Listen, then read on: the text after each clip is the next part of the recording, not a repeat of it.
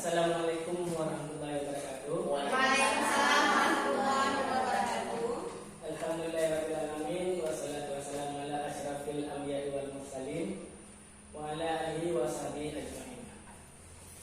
Puji dan syukur sama-sama kita panjatkan kehadirat Allah Subhanahu wa taala yang telah memberi kita kesempatan dan kesehatan sehingga pada hari ini kita masih bisa berkumpul di sekolah yang kita cintai ini. Selawat dan salam juga sama-sama kita sajikan kemampuan Nabi besar Muhammad sallallahu alaihi wasallam yang telah membawa manusia dari alam kebodohan ke alam yang penuh dengan ilmu pengetahuan seperti yang kita rasakan pada hari ini. Yang saya hormati Ibu Kepala Sekolah, yang saya hormati Bapak Ibu Guru yang telah hadir di ruang ini. Baiklah, pada hari ini izinkanlah saya sejenak untuk berdiri di hadapan Bapak dan Ibu sekalian guna sharing-sharing tentang sedikit materi tentang budaya positif. Jadi dalam implementasi kurikulum Merdeka perlu ditumbuhkan yang namanya budaya positif di sekolah. Yang dimaksud dengan budaya positif ini adalah budaya-budaya atau kebiasaan-kebiasaan yang mengarah kepada nilai-nilai kebajikan. Jadi nilai-nilai kebajikan ada 6 dan salah satu yang dipakai adalah profil pelajar Pancasila. Jadi yang dimaksud dengan budaya positif adalah segala kegiatan yang mengarah ke arah yang lebih baik atau segala kegiatan yang mengarah kepada nilai-nilai kebajikan. Nah, dalam menerapkan budaya positif, kita perlu mengetahui yang pertama adalah teori kontrol. Jadi di dalam teori kontrol selama ini ada miskonsepsi atau salah pengertian. Yang pertama adalah ilusi bahwa guru bisa mengontrol murid. Yang kedua, ilusi bahwa semua penguatan positif efektif dan bermanfaat. Kemudian yang ketiga, ilusi bahwa kritik dan membuat orang merasa bersalah dapat menguatkan karakter. Dan yang keempat, ilusi bahwa orang dewasa memiliki hak untuk memaksa. Jadi di poin yang pertama kita tahu ilusi guru bisa mengontrol murid. Jadi ada miskonsepsi selama ini bahwa guru bisa mengontrol murid. Karena pada hakikatnya guru tidak bisa mengontrol murid. Guru hanya bisa menuntun murid untuk mencapai segala kebaikan sesuai dengan kodrat alam dan kodrat zamannya. Kemudian ilusi bahwa semua penguatan positif efektif dan bermanfaat. Semua penguatan artinya kita bisa memaksakan seseorang untuk melakukan hal-hal yang baik. Nah, itu juga merupakan miskonsepsi. Kenapa keempat hal ini dikatakan ada miskonsepsi, kesalahpahaman? Karena sesungguhnya motivasi itu muncul dari dalam diri sendiri. Dari dalam diri sendiri, tidak bisa dipaksakan. Baik orang dewasa terhadap anak kecil ataupun diri kita terhadap orang lain. Kita misalkan genggaman tangan kita, apabila di dalam tangan kita taruh sesuatu benda yang sangat berharga, yang paling berguna bagi kita, apa misalnya? Dalam tangan. Ya, dalam tangan. Cincin kawin misalkan. Cincin kawin ya. Nah, ketika cincin kawin kita genggam di dalam tangan kita, kemudian ada orang yang ingin memaksakan untuk membuka dan mengambilnya, apakah kita akan melakukannya? Tidak. Siapa yang bisa membuka tangan kita? Kita sendiri. Kita sendiri. Jadi motivasi itu munculnya dari dalam diri sendiri. Jadi kalau kita paksakan sekuat tenaga mungkin akan berat. Begitu juga dengan siswa. Kita paksakan dia agar bisa mau belajar. Kita paksakan dia agar rajin ke sekolah, tidak akan berhasil kecuali kita memotivasi diri dari dalam siswa agar motivasi untuk belajar muncul dari diri mereka. Kalau selama ini kita lihat siswa mungkin malas belajar atau malas sekolah, sebenarnya itu bukan sifat pribadi mereka. Ada satu ahli yang menyatakan tentang teori gunung es.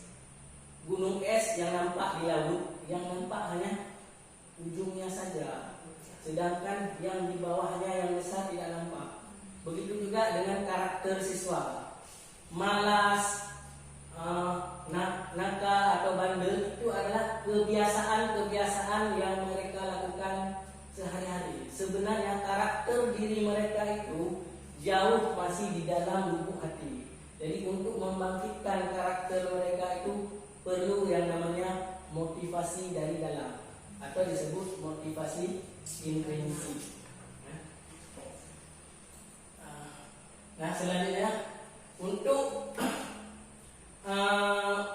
menerapkan budaya positif, kita harus mengubah mind kita, pikiran kita dari stimulus respon menjadi teori kontrol. Nah, di dalam stimulus respon kita berpikir bahwa kebutuhan kita itu semua sama. Kita berpikir semua manusia membutuhkan sama seperti yang kita butuhkan. Pada kenyataannya kebutuhan manusia itu berbeda. Ini diterapkan dalam teori kontrol. Kemudian semua orang melihat hal yang sama. Jadi di dalam teori kontrol setiap orang memiliki gambaran yang berbeda. Nah, mungkin di KKD pernah saya nampakkan soal tentang sopir bus, yang mana ujungnya pertanyaannya umur. Nah, di dalam satu soal itu setiap kita per guru itu memikirkan jawaban yang berbeda karena antara soal dengan jawaban tidak berkesinambungan. Jadi pikiran setiap orang itu berbeda. Nah, jadi kita tidak bisa memaksakan pendapat kita terhadap orang lain, tetapi kita harus berusaha saling menghargai pendapat orang lain. Kemudian yang ketiga, kita berusaha memahami pandangan orang lain terhadap dunia. Begitu juga dengan anak-anak. Anak-anak di tingkat sekolah dasar, dia gaya belajarnya masih besar wiraga baru wirama. Arti wiraga dia lebih banyak mengandalkan gerak, kegiatan, lebih sedikit berpikir. Jadi kita bawa dunia anak-anak ke dalam belajar. Kita ubah cara pandang kita terhadap anak-anak. Coba bagaimana kita kalau seandainya kita sebagai anak-anak, apa yang kita butuhkan?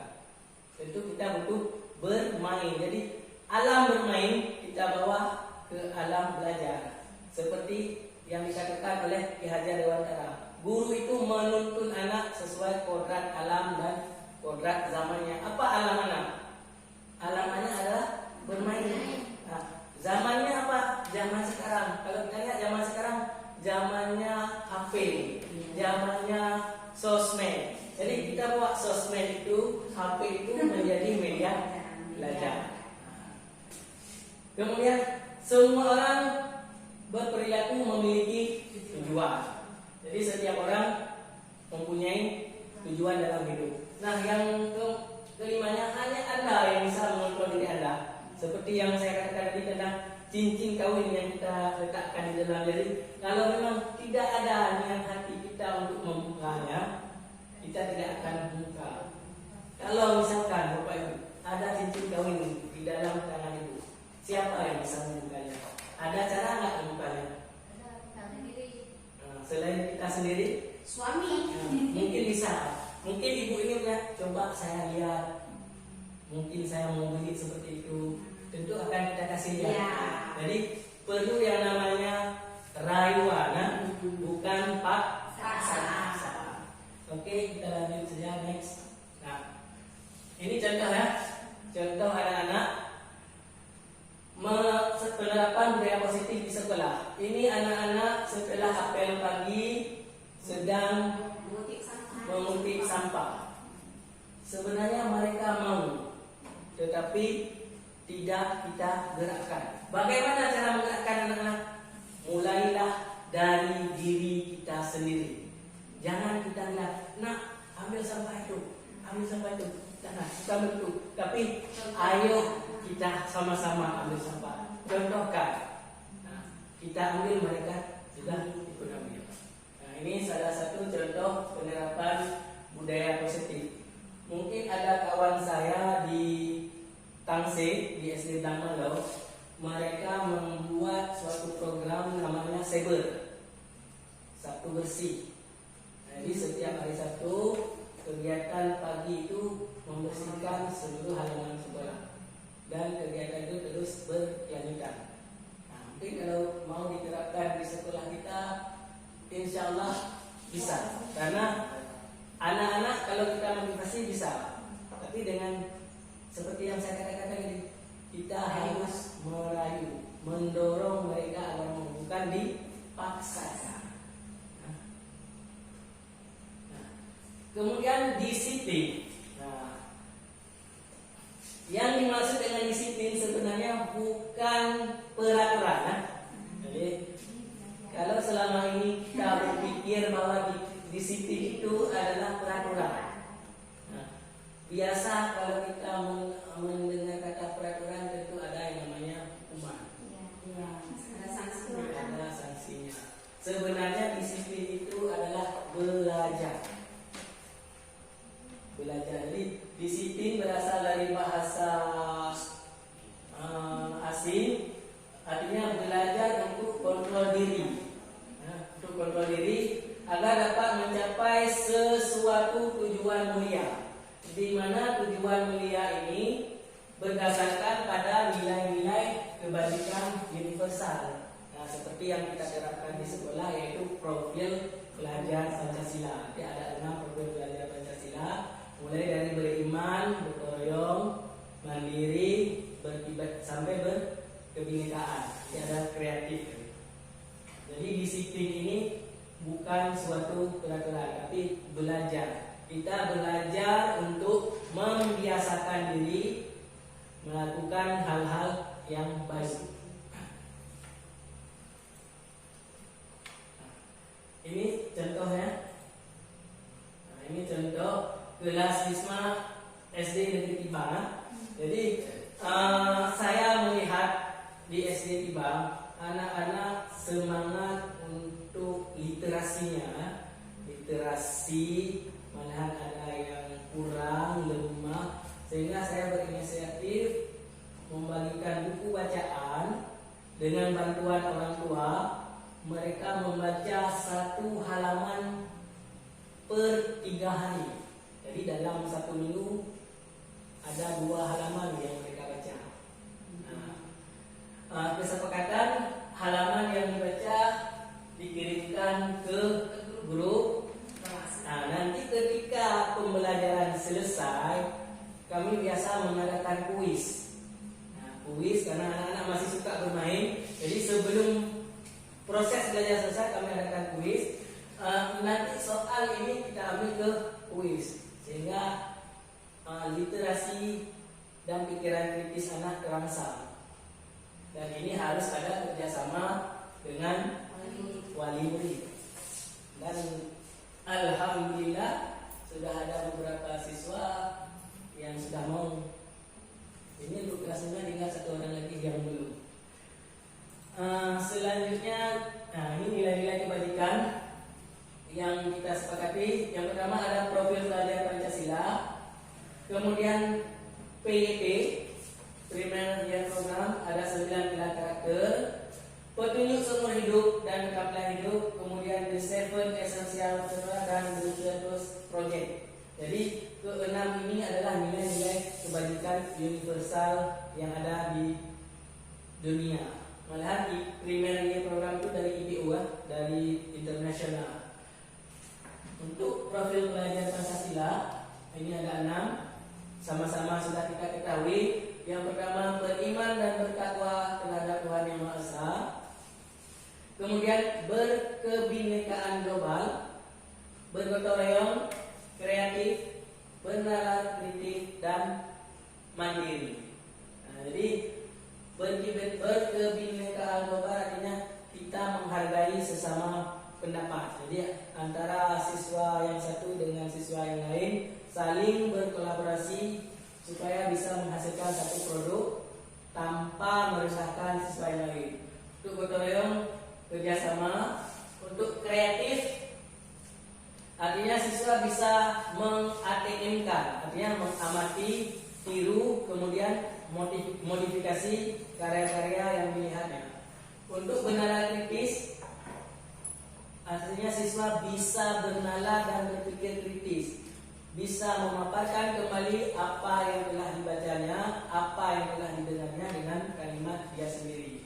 Mandiri artinya tidak tergantung dengan orang lain. Nah, ini kita baca saja ini nilai-nilai kebajikan di primer health program.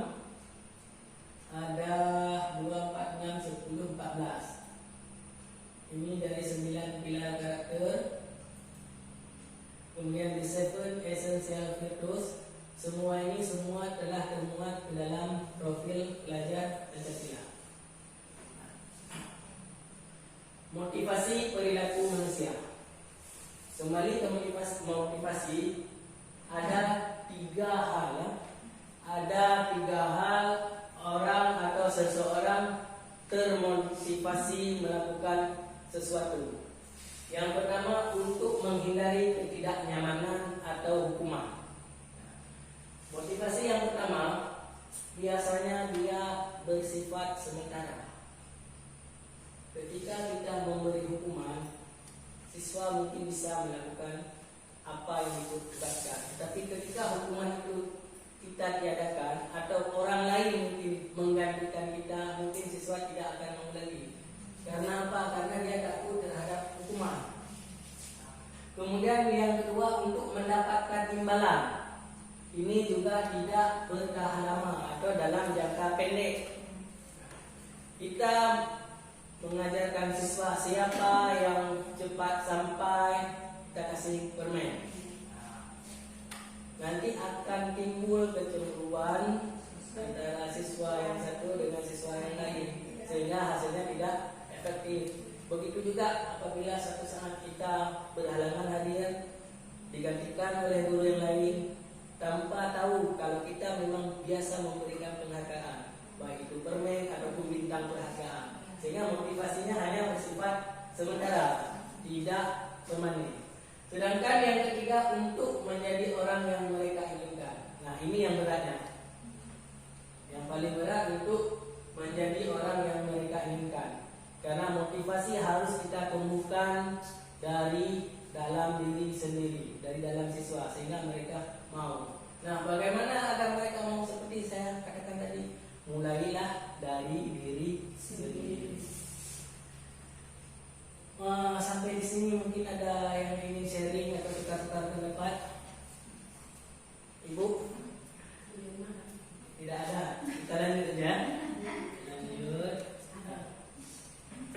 Berbicara masalah Bapak Hana. Tadi berbicara dengan hukuman, sebenarnya kita bisa menggantikan hukuman dengan 2 hal lain. Yang pertama ada konsekuensi, yang kedua ada restitusi. Di mana perbedaan? Kalau hukuman sesuatu yang menyakitkan yang harus terjadi, artinya sesuatu yang bisa membekas, baik itu di fisik atau di mentalnya. Biasanya hukuman ini dia dengan kata-kata yang kasar atau keras, dengan bentakan, hukuman fisik, sehingga anak-anak merasa mentalnya itu kadang-kadang agak terganggu, jadi takut.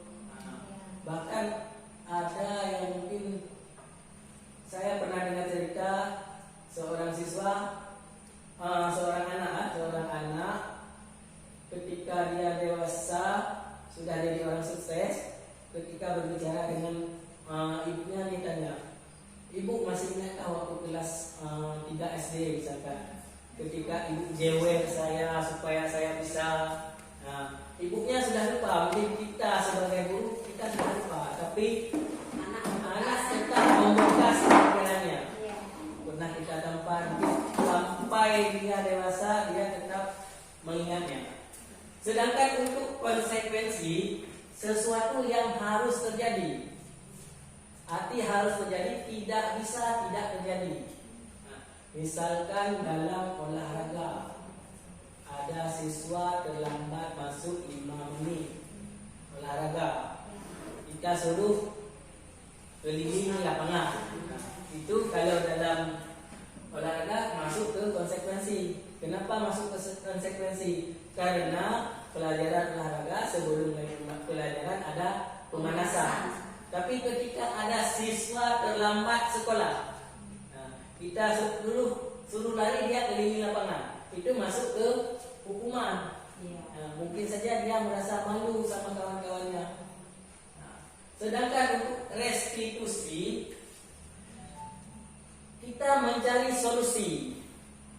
Kita mencari solusi bagaimana siswa tersebut supaya tidak terlambat lagi. Nah, restitusi ini dia timbal balik ya antara kita sebagai guru dengan siswa. Nanti kita kembali ke keyakinan kelas yang dibuat. Ada yang namanya segitiga restitusi. Prosesnya ada 3, nanti validasi tindakan sampai menaikkan keyakinan kelas, itu nanti hasilnya kita lihat. Kemudian untuk yang hukuman, anak biasanya tidak nyaman. Nah, kemudian korban mendapatkan keadilan. Misalnya anak yang berkelahi, nah, kan ada korbannya. Jadi si korban ini dia mendapatkan keadilan. Sedangkan untuk konsekuensi korbannya diabaikan, tidak diperhatikan. Sedangkan untuk restitusi, korban mendapatkan ganti. Contoh, siswa berkelahi, yang laki-laki biasa kancing bajunya terlepas.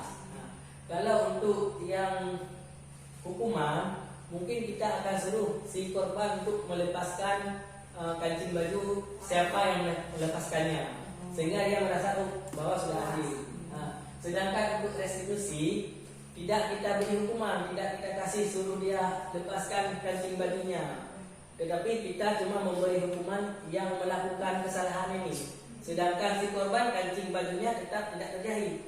Nah, untuk restitusi, jadi ini mencari solusi bagaimana supaya si korban yang kancing baju ini terjahit bisa terjahit lagi. Bisa dengan diajarkan, atau bagaimana penjaranya dengan berdialog dulu, atau nanti dikasih pulang dibawa, baru dijahit, besok dibawa lagi. Pokoknya mencari solusi untuk penyelesaian pendapat. Nah, kita lanjutkan saja. Ini bisa dilihat kalau dengan hukuman perilakunya pasif, sedangkan untuk restitusi masalah terpecahkan. Jadi sebisa mungkin jangan kita gunakan hukuman di sekolah. Hukuman ini hanyalah pilihan terakhir, tetapi kalau bisa jangan digunakan. Ini lanjutannya. Dihukum oleh penghargaan. Dihukum oleh penghargaan, mungkin ini sering ya kita memberikan penghargaan terhadap seorang siswa mungkin yang berprestasi, baik dengan ujian atau bintang penghargaan, kasih komen. Nah, sebenarnya kita telah menghukum mereka. Nah, yang pertama lihat, karena penghargaan punya pengaruh jangka pendek dan jangka panjang. Jadi untuk penghargaan dia hanya pengaruhnya jangka pendek, sedangkan motivasi dia baru berpengaruh untuk jangka panjang. Yang kedua, penghargaan tidak efektif, kemudian penghargaan merusak hubungan. Kenapa penghargaan tidak efektif? Ketika kita memotivasi siswa, siapa yang cepat akan mendapat hadiah, mungkin dia hanya berusaha agar cepat selesai, tanpa memikirkan apa yang telah dia tulis itu sesuai dengan dia kejar penghargaannya. Kemudian bisa merusak hubungan. Nah, siswa yang mungkin agak lambat dengan siswa yang cepat akan terjadi kesenjangan. Bisa juga yang guru apa yang itu selalu yang pandai yang dikasih penghargaan. Nah, jadi bisa merusak hubungan. Kemudian penghargaan mengurangi ketepatan. Itu dia sama tidak efektif karena mereka mengejar penghargaan bukan kualitasnya. Selanjutnya karena dia kejar kecepatan sehingga menurunkan kualitas, juga mematikan kreativitas. Kadang siswa yang berpikir lambat itu dia memang lebih kreatif. Ada ide-ide yang ingin dimunculkan, tetapi karena dia termotivasi dengan kecepatan ingin mendapatkan penghargaan, sehingga ide-ide itu bisa dimatikan. Yang selanjutnya penghargaan menghukum. Kenapa menghukum? Karena dia bisa mematikan kreativitas siswa, juga bisa merusak hubungan antara siswa dengan guru, juga dengan sesama kawannya. Nah, kenapa harus restitusi ya? Yang di sini kenapa harus restitusi? Jadi ada tiga kan? Ada hukuman, ada konsekuensi, ada restitusi. Kenapa harus digunakan restitusi? Karena restitusi bukan untuk menembus kesalahan. Jadi di restitusi ini kita tidak mencari siapa yang salah, tetapi belajar dari kesalahan. Artinya berusaha memperbaiki hubungan, kemudian memberikan tawaran solusi, bukan memaksakan, kemudian menuntun untuk melihat dalam diri sendiri apakah yang sudah mereka lakukan itu benar atau salah. Tidak kita paksakan, tapi mereka melihat dari diri sendiri. Kemudian restitusi fokus pada karakter, bukan tindakan. Jadi restitusi ini lebih untuk perbaikan karakter, bukan untuk tindakan menghukum. Kemudian juga fokus untuk mencari solusi. Dan yang terakhir, restitusi mengembalikan murid yang berbuat salah pada kelompoknya.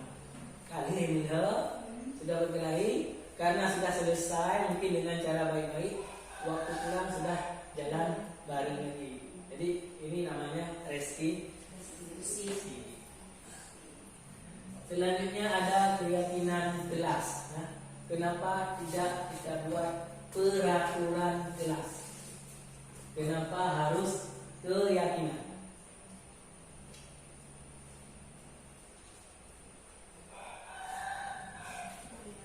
Keyakinan. Yang dimaksud dengan peraturan adalah hal-hal yang sudah ditetapkan oleh pihak-pihak yang berkepentingan atau pihak-pihak yang berwenang, misalkan dari negara. Sedangkan di dalam kelas kita perlu sesuatu yang kita sepakati antara siswa dengan guru. Nilai kebajikan apa yang kita terapkan di kelas. Nanti setelah muncul nilai-nilai kebajikannya, baru guru memberikan penguatan nilai-nilai mana yang diambil. Jadi dia lebih bersifat dua arah. Sedangkan peraturan dia bersifat searah, dan peraturan tidak bisa kita terapkan ke semua siswa. Misalkan kita buat peraturan belajar harus menggunakan bahasa Indonesia. Untuk sekolah-sekolah mungkin di pedalaman, di tempat-tempat kerja kelas 1, kelas 2 mungkin agak susah karena mereka telah terbiasa dengan bahasa daerahnya, bahasa lingkungannya. Maka perlu yang namanya keyakinan kelas. Artinya kita sepakati dulu antara siswa dan guru, baru kita terapkan nilai-nilai kebajikan yang akan kita buat di kelas. Nah, keyakinan kelas bersifat abstrak. Arti abstrak dia tidak seperti peraturan yang lebih rinci dan konkret. Kalau peraturan dia lebih rinci, ada hukumannya. Sedangkan peraturan kelas dia bersifat abstrak. Artinya disesuaikan dengan keadaan kelas atau keadaan sekolah. Kemudian keyakinan kelas berupa pernyataan-pernyataan merupakan universal. Jadi nilai-nilai kebajikan yang kita tuangkan dalam keyakinan kelas. Kemudian penyataan keyakinan kelas senantiasa dibuat dalam bentuk positif. Arti positif kalimat yang digunakan tidak menggunakan kalimat negatif. Jangan berlari-lari di dalam kelas. Jangan itu kita ubah bagaimana menjadi kalimat positif, serius dalam belajar. Jadi tidak menggunakan kalimat negatif. Karena ketika kita menggunakan negatif, satu negatif itu dia bisa menghilangkan 5 hal yang positif. Menurut pendapat para ahli, satu negatif bisa menghilangkan 5 positif. Beda dengan kemanusiaan. Kemudian keyakinan kelas hendaknya tidak terlalu banyak. Tidak terlalu banyak sehingga mudah diingat dan dipahami. Selanjutnya keyakinan kelas sebaiknya sesuatu yang bisa diterapkan di lingkungan. Seperti yang saya katakan tadi, disesuaikan dengan kondisi di sekolah tempat kita berada. Kemudian semua warga hendaknya ikut berkontribusi dalam pembuatan keyakinan kelas. Jadi keyakinan kelas tidak dibuat oleh wali kelas, tetapi dibuat oleh wali kelas dan siswa. Disepakati bersama, baru ditentukan nilai-nilai yang akan diterapkan. Yang terakhir, bersedia kembali meninjau keyakinan kelas dari waktu ke waktu. Jadi keyakinan kelas bisa berubah. Misalkan 1 bulan ini kita buat belajar menggunakan bahasa Indonesia. Setelah berjalan 1 bulan, kita lihat bahwa anak-anak kita kurang bisa mengutarakan pendapat dalam bahasa Indonesia. Jadi kita tinjau kembali, kita ubah misal 50% bahasa Indonesia, 50% bahasa daerah. Jadi dia bisa kita tinjau ulang dan perbaiki. Selanjutnya kebutuhan dasar manusia. Ini sangat diperlukan untuk menerapkan budaya positif. Ada 5 kebutuhan dasar yang dibutuhkan oleh setiap manusia. Yang pertama adalah kebutuhan bertahan hidup. Kemudian kebutuhan kasih sayang dan rasa diterima. Kebutuhan akan kebebasan, kebutuhan akan kesenangan, dan kebutuhan akan penguasaan. Kelima kebutuhan ini harus dipenuhi agar siswa bisa berkarakter baik. Apabila ada siswa yang mungkin kelakuannya melenceng atau bandel, maka bisa dipastikan ada salah satu kebutuhan yang tidak terpenuhi.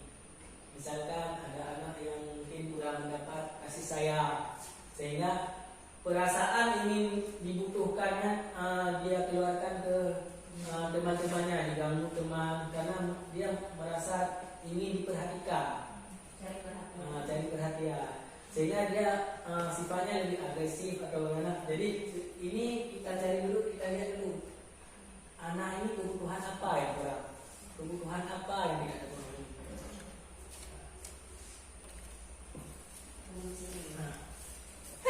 Selanjutnya ada posisi kontrol.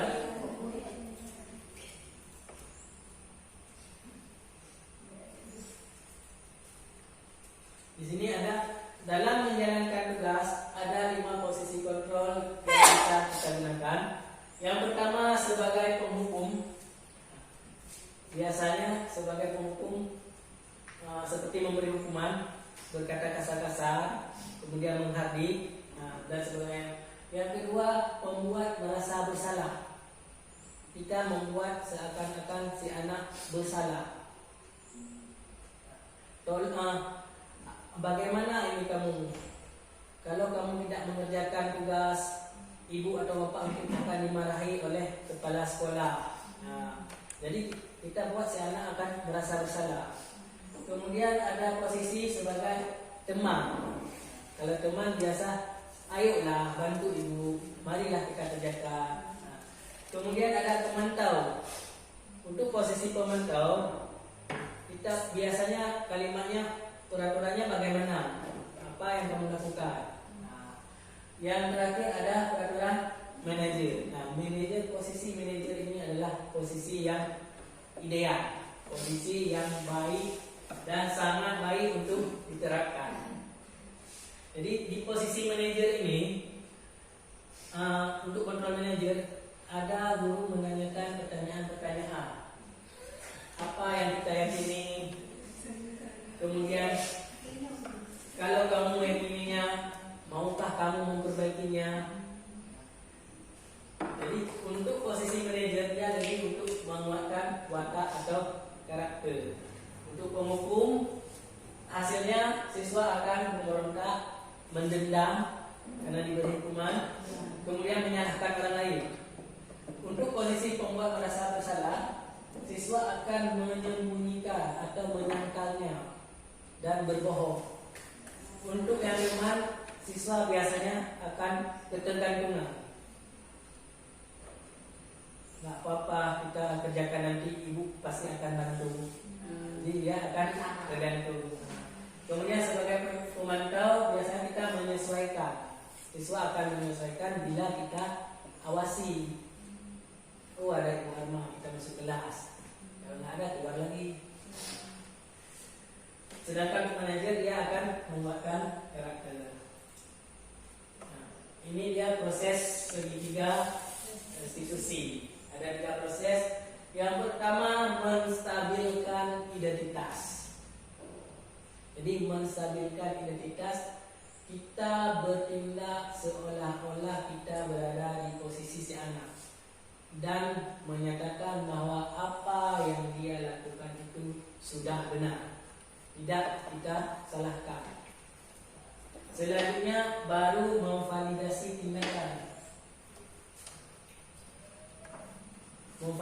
Kita tanya sama si anak, apakah yang dia lakukan sudah sesuai dengan keyakinan atau sudah bisa menjadikan siswa itu menjadi anak yang berkarakter baik. Nah, ini namanya memvalidasi tindakan yang salah. Baru yang terakhir, menanyakan keyakinan. Apa keyakinan kelas yang kita sepakati? Bagaimana kamu akan memperbaikinya dan sebagainya.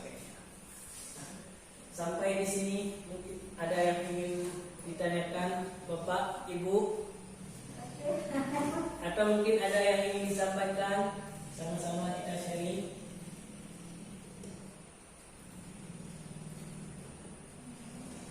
Kalau tidak ada, sebelum kita akhiri, saya akan memperlihatkan dua buah video tentang budaya positif di sekolah.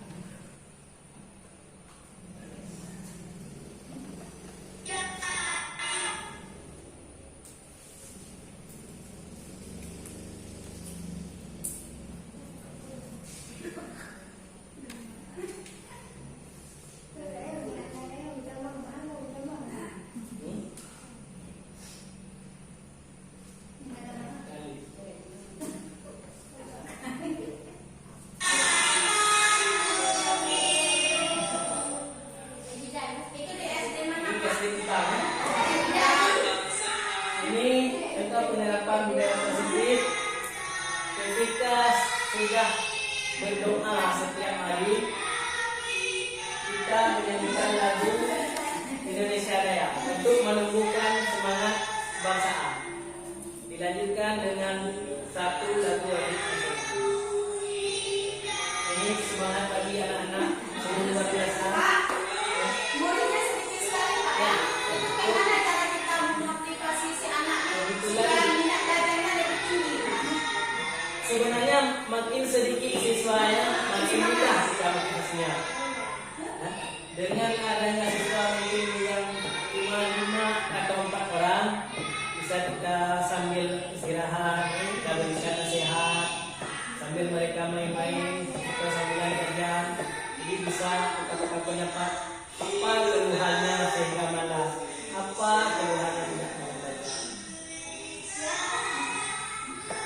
Mereka semangat, ya. Nah, contoh yang selanjutnya ketika pulang sekolah, kami melakukan kuis untuk refleksi pembelajaran yang sudah dilakukan.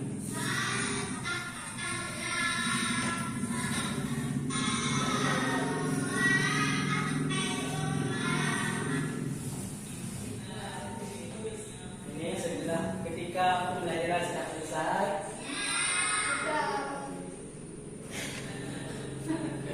jadi kita berikan beberapa pertanyaan, kemudian siswa dengan antusias menjawabnya. Dan setelah saya terapkan, malahan siswa tidak mau ulang. Semangat untuk belajar. Itu kesepakatan, tunjuk tangan, baru jawab.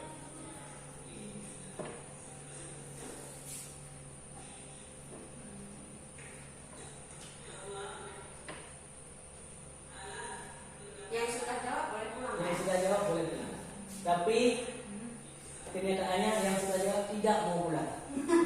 Itu karena saking semangatnya, Bu Saking ya. semangatnya mereka menunggu semua kawan-kawannya.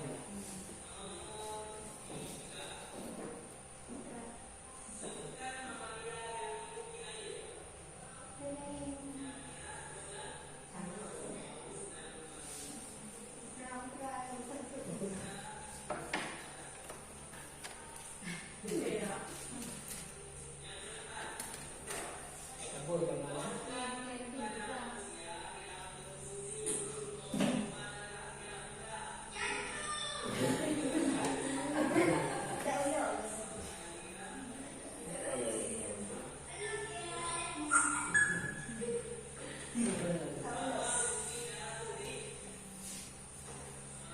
Baiklah, mungkin ini saja ya.